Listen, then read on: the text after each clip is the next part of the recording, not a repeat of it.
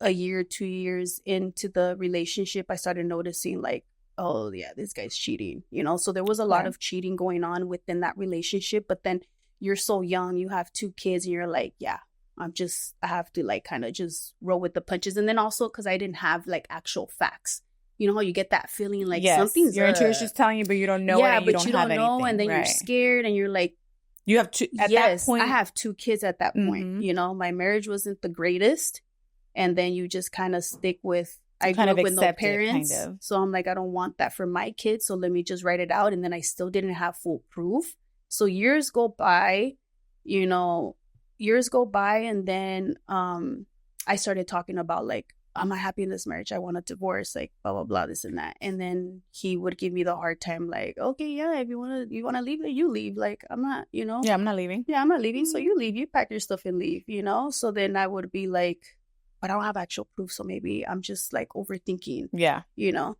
And then in that midst of us not being so happy, I get pregnant again. Okay. And then I'm like, okay, maybe I should just stay with him. Yeah. Even though I was so unhappy with my son, I even tell my son I feel so bad because when I was pregnant with him, like I wasn't happy. Like I knew I wasn't happy. And then I just end up getting pregnant. I was forced to stay in this marriage even more again. You felt stuck. I felt stuck, you know? Okay.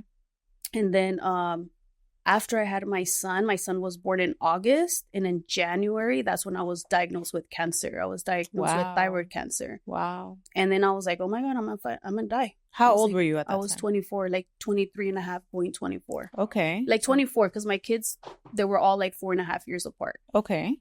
So I was like 24 at that time.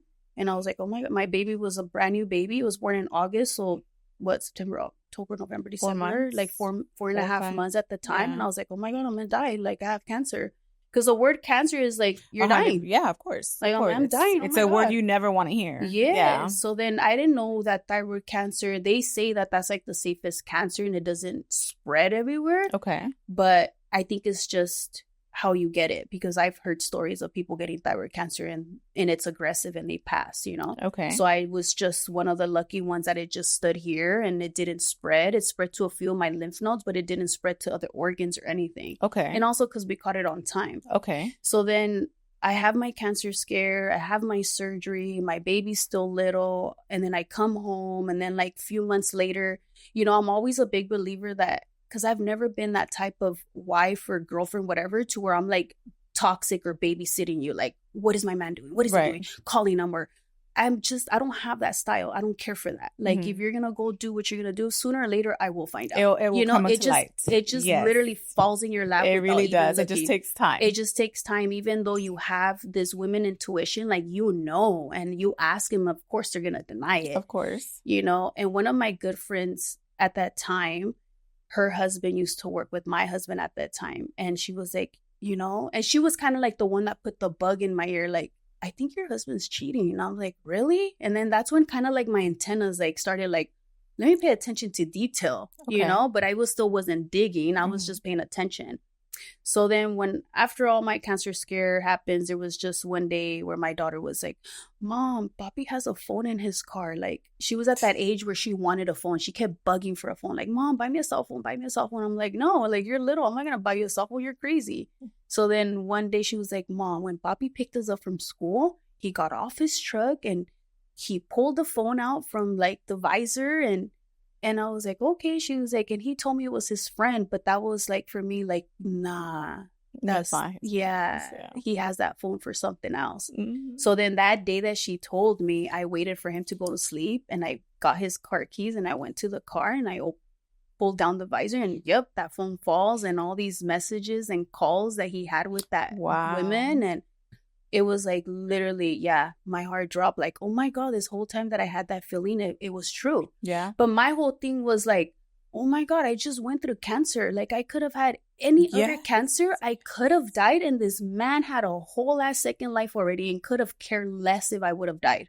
So that moment for me would have been like, that's it. Like, I can't be in this marriage. All this time that I've been feeling that I shouldn't have been here, I should have been gone a long time ago. Your intuition kept telling you don't belong there. Exactly. And I have that problem. I always never listen to my intuition. I hate that about myself. I think that it's honestly, not being taught all that and not really knowing, I don't think you're one of many that doesn't trust that. Yes. And it's something that we go through a lot of life experiences where we're like, damn, we were right about that feeling. That after those situations have happened, we kind of learn to trust it a little more and a little more as time progresses, right? Exactly, yeah.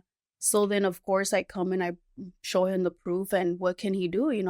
I'm showing him all the proof. Like, this is what I found, and obviously all he can say is like, oh, I'm sorry, and then blames it on me. And you didn't do this, you didn't do that, you were sick. And, but then I'm like a mom that I still am to today. Like, I would come home, go to work, come home, take care of my kids, cook, clean, get them in the shower, put them in bed. Like, me doing all the things again. Because I'm that girl that was installed since I was little, that you need to take care of everything because you're the woman. Allow your man to work, and because that's all he can do, be a provider, and you do all the things. Everything else. Yeah, that's how it was. Like, just how I grew up, it was the same thing with this man, because he was also very, very machista, very like Hispanic traditional ways, to where I would go to work and I come home and I'm not doing anything. That's your whole life right there. My whole life is your kids, him, and just work. Yes, that's it. Work. So if I was working, I still had to do everything else, because I'm the woman and I'm the mom and I'm the one that needs to raise these kids by myself, and that's crazy. Okay. Yeah. So that's how it was for years, and then we chose to go our separate ways, because obviously there was nothing that he can do to hold me back at that point. Right. I was like, yeah, I'm done, because my life I could have died with this cancer. That thought in my head was just not leaving. Like, I could have died and this man was just doing his thing. I can't live with that. I was like, I'm not sitting with that.